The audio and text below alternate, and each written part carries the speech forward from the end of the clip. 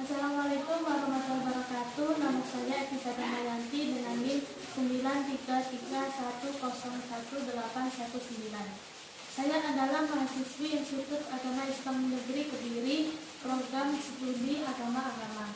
Di sini saya akan sedikit membahas tentang demokrasi dan syura serta kebijakan-kebijakan pemerintah dalam menangani COVID-19.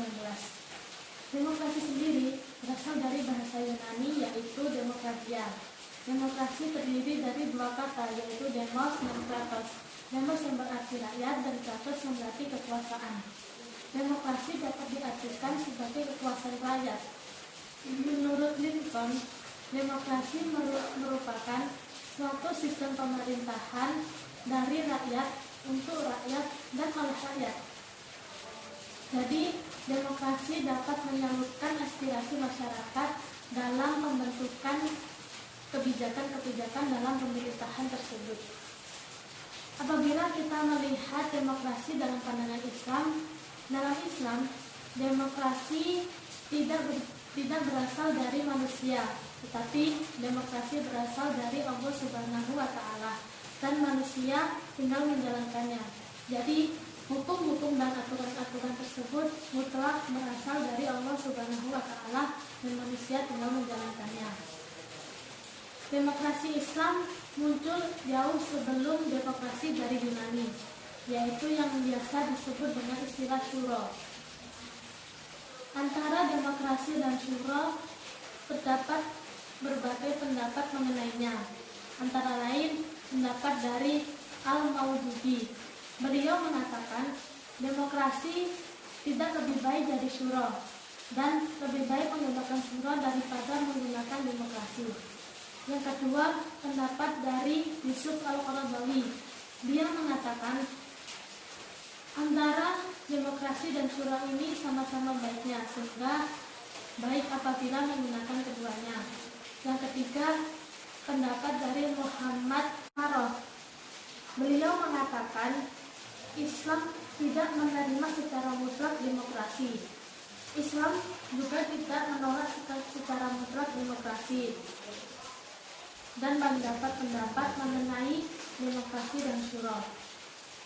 Namun, antara demokrasi dan syura ini, saya ulangi, sebenarnya antara demokrasi dan syura ini terdapat beberapa kesamaan, yaitu diantaranya demokrasi dan syura ini memberikan hak untuk bersuara. Namun, hak bersuara dalam demokrasi berbeda dengan hak bersuara dalam syura.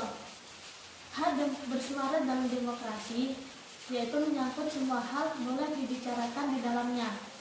Namun dalam syuro tidak semua hal boleh dibicarakan di dalamnya. Artinya tidak semua masalah antara manusia dengan manusia dapat dibicarakan melalui syuro. Begitu pula tidak dengan hubungan atau masalah manusia dengan Tuhannya. Allah merupakan penguasa alam. Namun Allah juga memberikan hak kepada manusia untuk bersuara. Seperti Allah menurunkan seorang khalifah yang menjadi penengah di tengah masyarakat. Mengenai konsep dalam pelaksanaan syura ini dapat kita ambil kisah dari Nabi Ibrahim yang mendapatkan perintah dari Allah Subhanahu wa Ta'ala untuk menyembelih Nabi Ismail. Ini merupakan suatu perintah dari Allah Subhanahu wa Ta'ala yang tentunya harus dijalankan. Tetapi Nabi Ibrahim terlebih dahulu meminta pendapat kepada Nabi Ismail, apakah dia menyetujui untuk disembelih atau tidak. Dan akhirnya Nabi Ismail pun menyetujui untuk disembelih oleh Nabi Ibrahim. Ini merupakan suatu contoh dari penerapan konsep syuro. Namun bukan berarti aturan-aturan dari Allah Subhanahu wa Ta'ala bisa diperbincangkan terdahulu. Tidak semua seperti itu, karena ini merupakan aturan-aturan yang mutlak dari Allah Subhanahu wa Ta'ala. Baik, kita kembali lagi ke demokrasi dan syuro. Dalam demokrasi, penyelesaiannya tergantung mayoritas banyaknya suara. Kalau dalam syuro penyelesaiannya selalu bersandarkan kepada Al-Quran dan Sunnah serta selalu berkaitan dengan syariat-syariat Islam. Tetapi dalam pelaksanaannya Jika di zaman seperti ini tidak bisa apabila kita hanya menggunakan demokrasi saja atau menggunakan syura saja. Karena dapat kita umpamakan apabila aturan umum saja tanpa syariat akan menekan kehidupan yang hancur.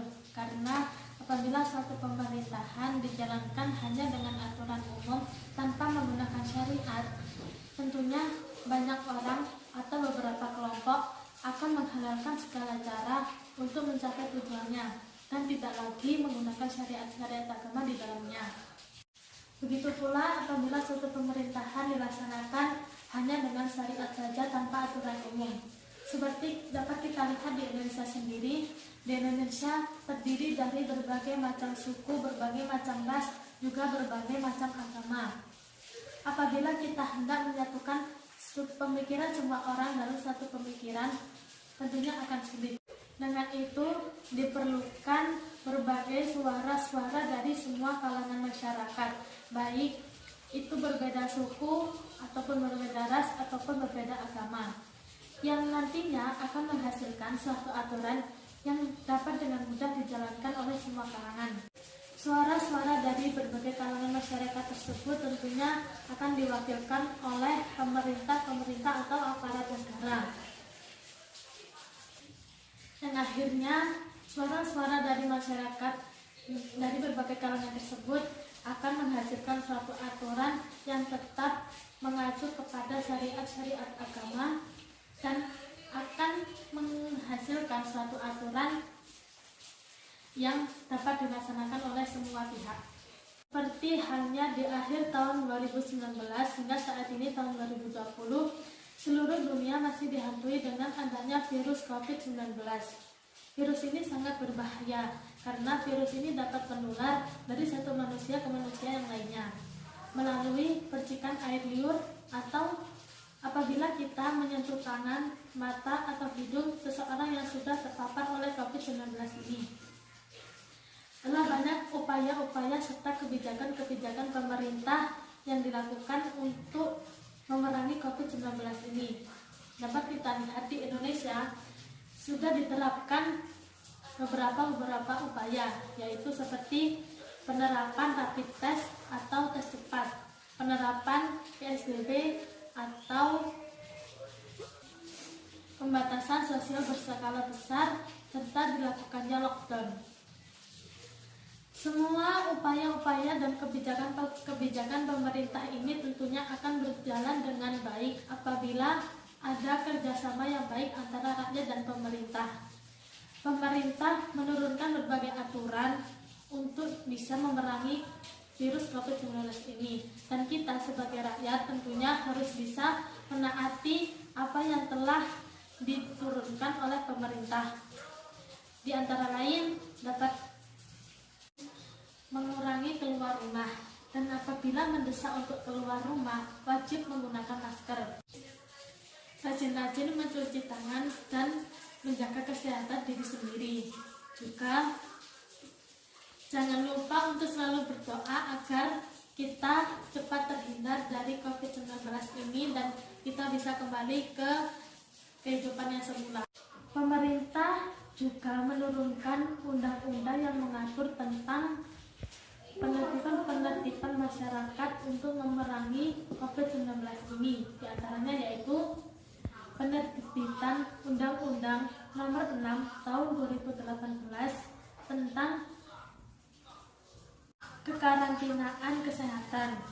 Lalu Kepres Nomor 7 Tahun 2020 tentang gugus tugas percepatan penanganan corona, serta Peraturan Pemerintah Nomor 21 Tahun 2020 tentang pembatasan sosial berskala besar, dan masih banyak lagi upaya-upaya pemerintah untuk memerangi virus COVID-19 ini.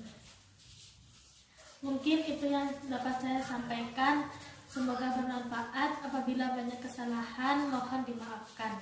Terima kasih. Wassalamualaikum warahmatullahi wabarakatuh.